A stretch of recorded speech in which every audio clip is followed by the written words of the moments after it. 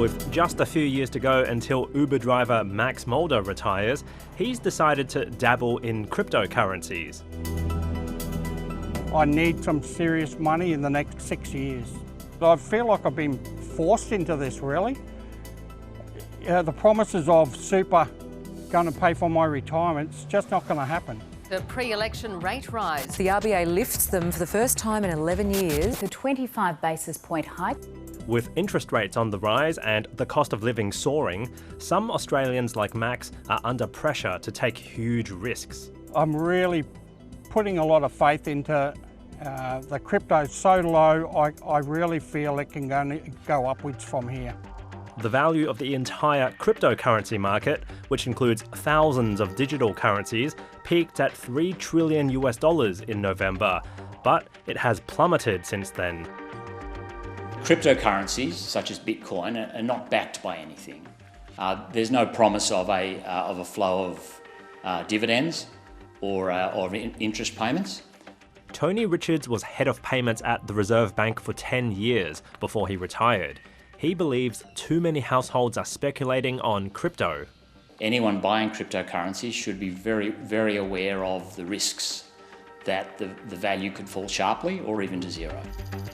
The consumer advocacy group Choice has found 1 in 9 Australians have bought cryptocurrencies in the past year.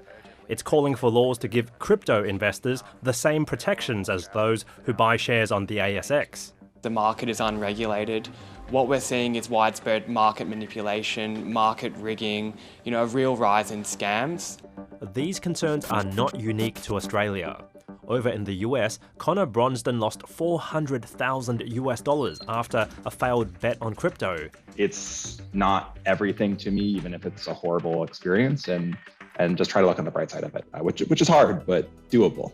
He put much of his life savings in a failed digital currency called Luna and Terra USD, which is a so-called stablecoin.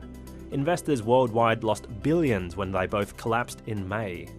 One of the world's biggest crypto exchanges, Binance, spooked Terra as a safe investment before it collapsed in circumstances which aren't entirely clear. It's not the language that I think we'd use again if that advertisement were to be considered by the marketing team. I do think it's false advertising in this case. We obviously have seen that it wasn't a very safe investment. So I think that there needs to be considerations around how that advertising is being done to protect consumers. The head of Binance Australia says he also wants more protections for consumers. I think part of that is obviously protecting them with a safeguard of funds. For example, Binance has a pool of over $1 billion in capital. Though that's mostly from Bitcoin and other cryptocurrencies rather than cash. Despite the high risks, Max Mulder plans to persevere with his crypto bet and hope it's enough to supercharge his retirement savings.